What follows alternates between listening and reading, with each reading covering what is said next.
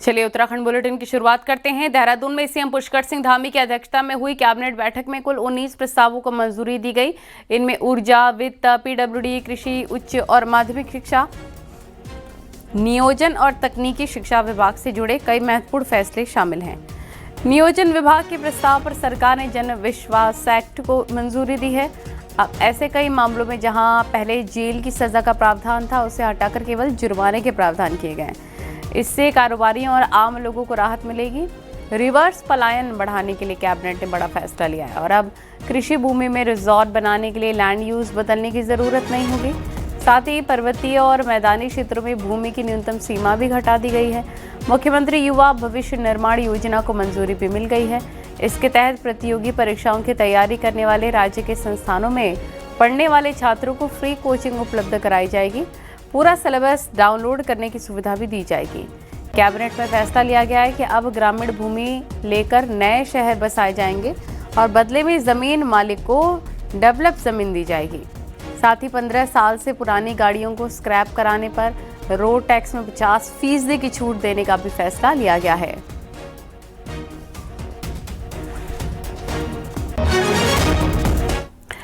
तो उत्तराखंड की धामी सरकार ने वन्य जीवों को लेकर एक बड़ा फैसला लिया है। असल में जंगली जानवरों के बढ़ते हमलों में ग्रामीण क्षेत्रों में दहशत का माहौल पैदा हो गया है। अब सरकार ने इस मुद्दे को गंभीरता से लिया है और विधायकों और सांसदों से भी अपील की है कि वे अपनी निधि से ग्रामीणों के लिए सुरक्षा से जुड़े उपकरण मुहैया करवाएं। देखिए रिपोर्ट।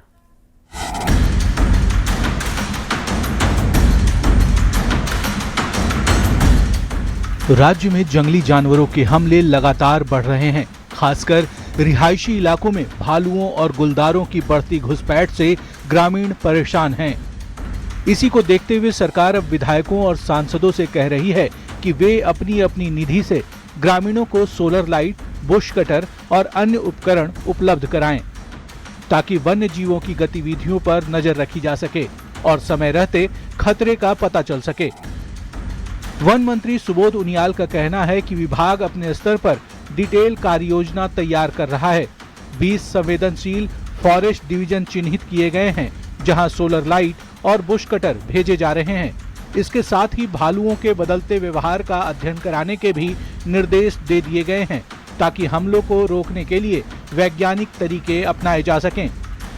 बहुत हमारे लिए चुनौतीपूर्ण है और इसको लेकर पिछले दिनों हमारे प्रमुख सचिव वन को मैंने स्वयं कहा था कि आप जाकर क्षेत्रों में जाकर देखकर आइए, और वो गए भी थे। हम लोग लगातार कर रहे हैं कि सारे डीएफओ, सारे एसटीओ, रेंजर, सभी को इसके लिए उत्तरदायित्व दिया गया है कि अपने अपने स्तरों पर किसी भी प्रकार से जनहानि न हो, उसके समूचे प्रबंध करें। ये योजनाएं लगातार बन रही हैं और मैंने आपसे देखा कि पिछले 3-3.5 वर्षों में लगातार हमने नए इसमें नवाचार किए। पहली बार ऐसी जगह को चिन्हित करके वहाँ सोलर लाइट भेजना शुरू किया। अब हम लोग सोलर लाइट के साथ साथ बुश कटर भी उनको भेज रहे हैं और 20 डिवीजन चिन्हित की गई हैं, जिनमें 50-50 सोलर लाइट और बुश कटर भेजने के साथ साथ सभी विधायकों से, माननीय सांसदों से भी मैंने अपील की है, उनको पत्र लिख करके कि विधायक निधि और सांसद निधि से भी वो इस तरह के उपकरण देना का काम कर ले, ताकि लोगों को बेहतर उपकरणों से और लैस किया जाए। इस साल अभी तक भालू के हमलों की 70 से ज्यादा घटनाएं सामने आ चुकी हैं। सरकार का मानना है कि वन्य जीवों के हमलों से निपटने के लिए विभागीय प्रयासों के साथ जनप्रतिनिधियों और ग्रामीणों की सहभागिता भी बेहद जरूरी है। देहरादून से न्यूज़ 18 के लिए सुनील नौप्रभात की रिपोर्ट।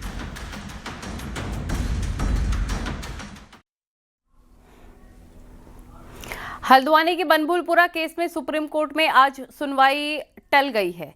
सुप्रीम कोर्ट में आज सुनवाई नहीं हुई है। अब जल्दी ही इस पर सुनवाई होगी। और हल्द्वानी में रेलवे की जमीन पर अवैध कब्जे के मामले में हाई कोर्ट ने अतिक्रमण हटाने के आदेश दिए थे।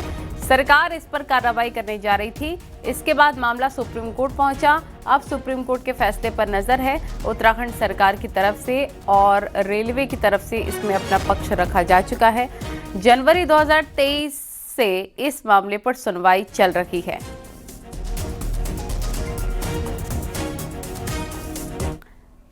हल्द्वानी के बनभूलपुरा में रेलवे जमीन पर हुए अतिक्रमण के मामले की सुनवाई एक बार फिर टल गई। पहले 2 दिसंबर और फिर 10 दिसंबर को इस मामले की सुनवाई टली है।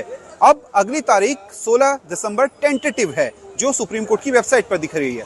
आज पूरे दिन भर इस तरीके के इंतजामात रहे हैं पुलिस के, वो मैं दिखाता हूँ। ये पुलिस के इंतजामात रहे। पूरा जो बनभूलपुरा इलाका है इसको 4 सेक्टर्स में बांट के पुलिस के 400 से ज्यादा जवान इस पूरे इलाके में तैनात रहे और दिन भर सरगर्मी लगी रही। और दिन भर इस बात को लेकर के चर्चा बनभूलपुरा के 50,000 से ज्यादा लोग रहे कि सुप्रीम कोर्ट पर एक तरीके की टकटकी निगाह उनकी बनी रही और सब लोगों की निगाह ये थी कि सुप्रीम कोर्ट इस मामले की सुनवाई क्या करता है, क्या सुप्रीम कोर्ट किसी अंतिम फैसले पर पहुंच पाता है। लेकिन आज इस मामले की सुनवाई जो कि 23वें नंबर पर थी, वहां तक सुप्रीम कोर्ट नहीं पहुंच सका, लिहाजा अगली तारीख तक ये मामला टल गया है। शैलेंद्र नेगी, न्यूज़ 18, हल्द्वानी।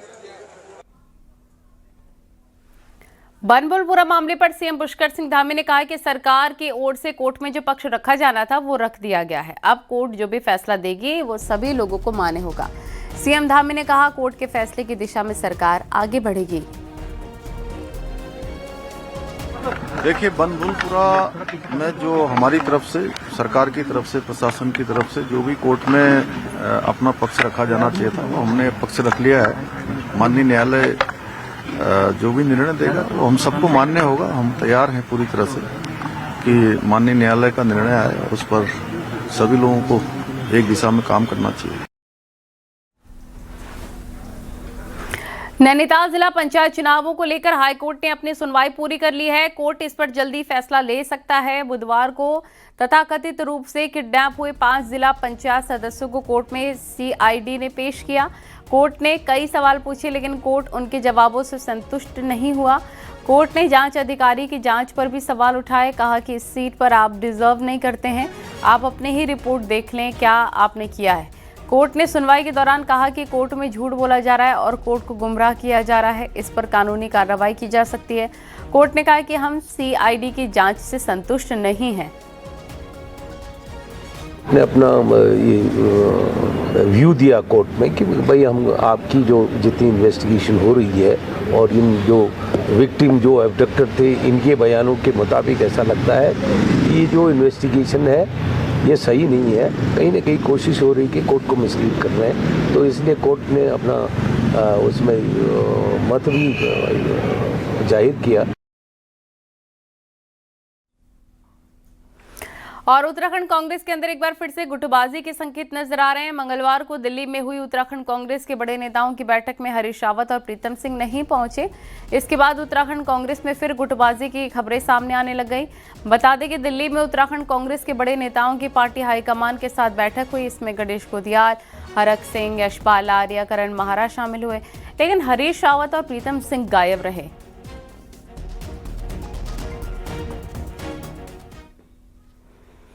दिल्ली में मंगलवार को हुई बैठक के बाद उत्तराखंड कांग्रेस में हलचल तेज हो गई है। प्रदेश अध्यक्ष गणेश गोदियाल ने लगातार बैठकों का दौर शुरू कर दिया। 14 दिसंबर को दिल्ली में होने वाली रैली को लेकर रणनीति पर मंथन हुआ। इसके साथ ही प्रदेश कांग्रेस की कार्यकारिणी और 2027 विधानसभा चुनावों की रूपरेखा पर भी गंभीर चर्चा हुई। दरअसल दिल्ली में उत्तराखंड कांग्रेस की महत्वपूर्ण बैठक खत्म होने के बाद प्रदेश अध्यक्ष गणेश गोदियाल एक्शन मोड में दिखे। दिल्ली से लौटकर उन्होंने अलग अलग नेताओं से मुलाकात कर संगठन की मजबूती पर फोकस करने पर बढ़ावा दिया है।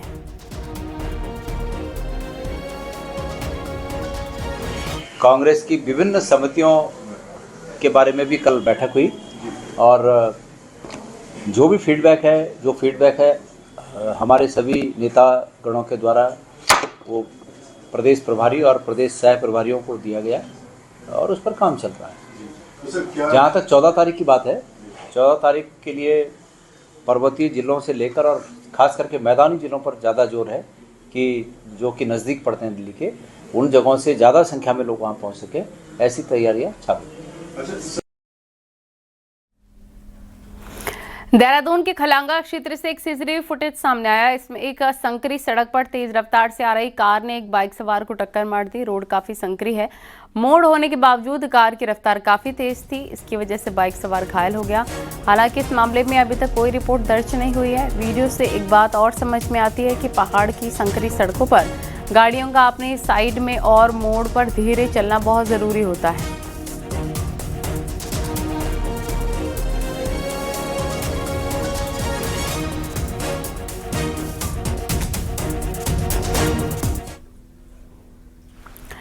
उत्तराखंड एसटीएफ ने इन्वेस्टमेंट और डिजिटल रिव्यू बढ़ाने के नाम पर साइबर फ्रॉड करने वाले निक्की जैन को राजस्थान से गिरफ्तार किया। आरोपी अपने साथियों के साथ मिलकर फर्जी ऐप बनाता था और लोगों को आसान कमाई का लालच देकर ठगा करता था।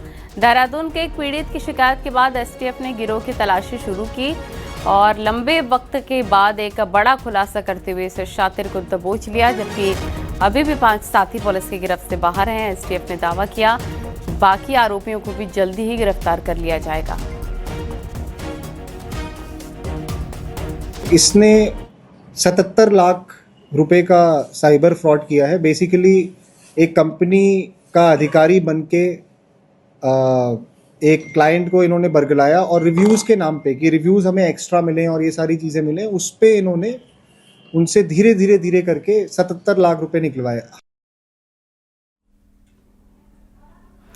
पौड़ी के चौबट्टा खाल में हर घर जल योजना की ऐसी हकीकत सामने आई है कि लोग कह रहे हैं कि कागजों में तो पानी बह रहा था, बस गांव सूखा रह गया। आरटीआई में खुलासा हुआ कि 98 घरों में कनेक्शन दिए गए हैं, जबकि गांव वाले आज भी पानी के लिए किलोमीटर का जो दूरी है, जो सफ़र है तय करके बेसिक चीज़ जो है पानी पीने की, वो उनको नहीं मिल पा रहा है और वो काफ़ी परेशान हो रहे हैं। इसी से जुड़ी आपको रिपोर्ट दिखाते हैं।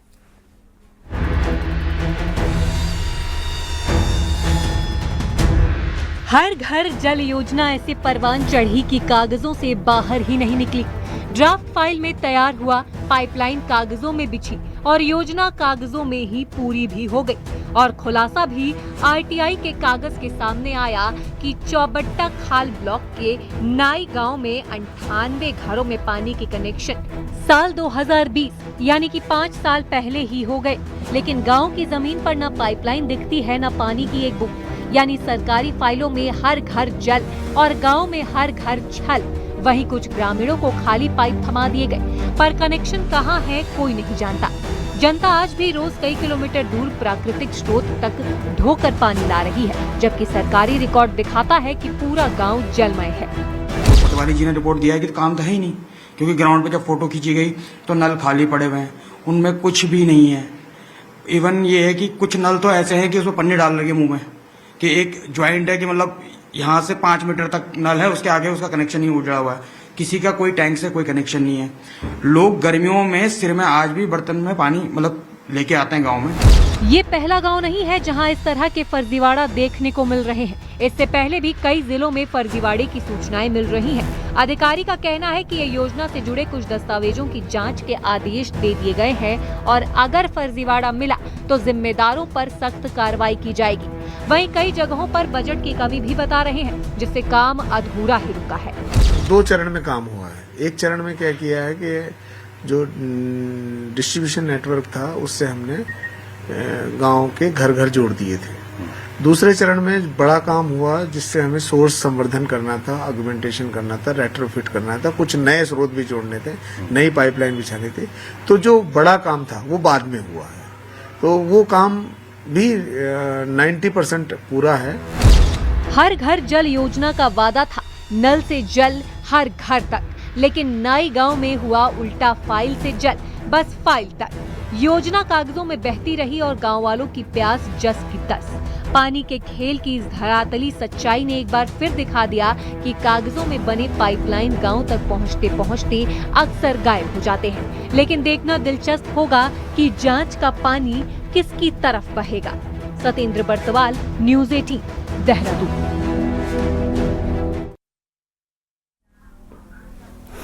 कोई भी चट्टान, इमारत या फिर मिट्टी कितनी पुरानी है इसका पता लगाने के लिए अब वाडिया इंस्टीट्यूट के वैज्ञानिक नई तकनीक अपनाने जा रहे हैं। इंस्टीट्यूट के डायरेक्टर का कहना है कि ल्यूमिनेसेंस डेंटिंग तकनीक से किसी भी चट्टान की सही स्थिति को जांचा परखा जा सकता है। देश के युवा पुरातत्व वैज्ञानिकों को इसके बारे में बताने के लिए देहरादून में प्रोग्राम हुआ।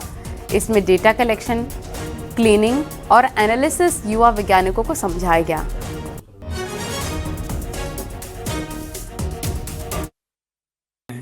अब डेटिंग मेथड में आपने जो बहुत ही कॉमन जो आप सब लोग जानते हैं, जैसे कार्बन डेटिंग की बात करते हैं, यूरेनियम लेड डेटिंग की बात करते हैं, लेकिन जो एक और मेथड है उसको हम लोग ल्यूमिनेसेंस डेटिंग की बात का एक और तरीका होता है।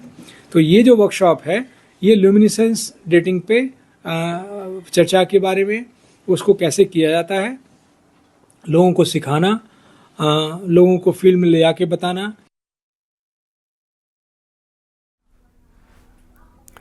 उत्तराखंड में इस साल आई आपदा के बाद केंद्र सरकार से 1200 करोड़ का पैकेज मंजूर किया गया। हालांकि 4 महीने बाद भी पैकेज अटका हुआ है। ऐसे में अब अफसरों का कहना है कि पीडीएनए रिपोर्ट के बाद धनराशि जारी होगी। देखिए रिपोर्ट।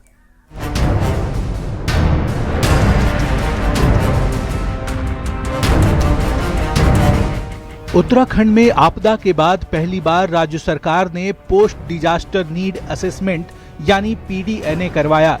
इसके लिए पूरे प्रदेश से डेटा जुटाया गया। इसी पीडीएनए रिपोर्ट के आधार पर 1200 करोड़ की आपदा राहत धनराशि मिलनी है, जो कि खुद पीएम मोदी ने अनाउंस की थी। हालांकि रिपोर्ट बनने में थोड़ी देरी हुई है और पैसा अब तक नहीं मिल पाया। अफसरों का कहना है कि पहली बार यहां पीडीएनए रिपोर्ट बनाई गई, लिहाजा आगे से इस पर तुरंत एक्शन होगा।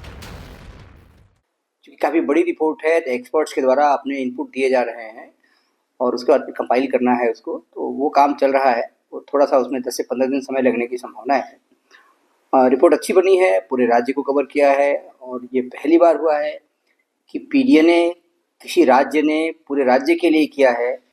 इसलिए थोड़ा सा विलम्ब हो रहा है कि हमारे पास अनुभव नहीं था पहले का और एनडीएमए का सपोर्ट हमको पूरा मिला, उसके बाद हम कर रहे हैं इसको। तो अंतिम चरण में है, बहुत जल्दी हम पीडीएनए की रिपोर्ट भारत सरकार को सबमिट करेंगे। मॉनसून के इस सीजन में देहरादून, चमोली, उत्तरकाशी, रुद्रप्रयाग और पिथौरागढ़ जैसे जिलों में खासा नुकसान हुआ है और केंद्र से मिलने वाली 1200 करोड़ की धनराशि से इन जिलों में तेजी से काम होगा। लिहाजा उम्मीद की जा रही है कि जल्द ही पीडीएनए रिपोर्ट तैयार होगी और केंद्र से पैसा भी जारी कर दिया जाएगा। न्यूज़ 18 के लिए देहरादून से भारती सकलानी की रिपोर्ट। अब आपको दिखाते हैं पहाड़ top 10 news.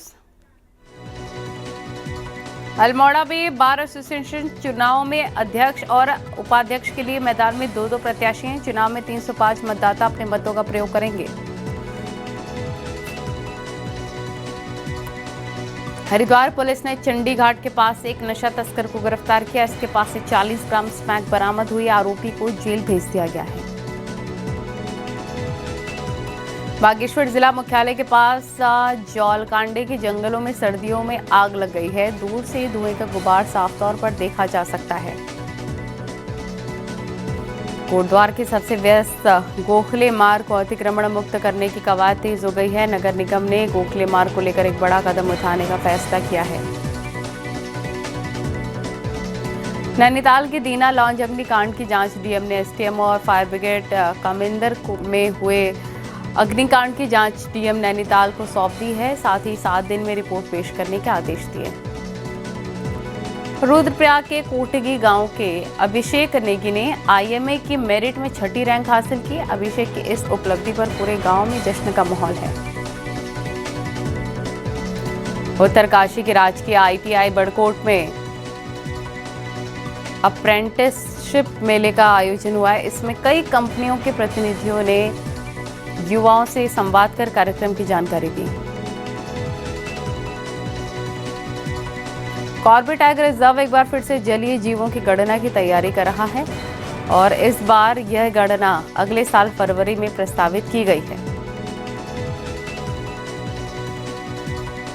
CM Pushkar Singh Dhami की 4 साल को लेकर अल्मोड़ा में एक विचार गोष्ठी का आयोजन हुआ। इसमें कई विद्वानों ने अपने विचार रखे। इनके सुझाव सीएम को भेजे जाएंगे। रुद्रप्रयाग के पुनाड गांव में पांडव लीला का आयोजन हुआ। पांडव लीला देखने के लिए भारी संख्या में श्रद्धालुओं की भीड़ उमड़ी। उत्तरकाशी के ऊंचाई वाले इलाकों में भीषण ठंड पड़ने लग गई है। गंगोत्री धाम क्षेत्र में कई जगह पानी जम भी गया है। झरने में जमी हुई बर्फ देखी जा सकती है। गंगोत्री नेशनल पार्क क्षेत्र के कई रास्तों में पानी जम गया है और कई जगह पानी जमने से पाइप भी चौक हो गए हैं। पूरे क्षेत्र में कड़ाके की ठंड महसूस की जा रही है। ऐसे में गंगोत्री नेशनल पार्क के कर्मियों को भारी परेशानी का सामना करना पड़ रहा है। उत्तरकाशी में नागराज देवता के मंदिर में चोरी की घटना ने सबको चौंका दिया, लेकिन इस मामले में जो हुआ उसने पुलिस और ग्रामीण दोनों को हैरान कर दिया। देवता की डोली खुद कोतवाली पहुंची और चोरों को चिन्हित भी कर दिया। देखिए रिपोर्ट।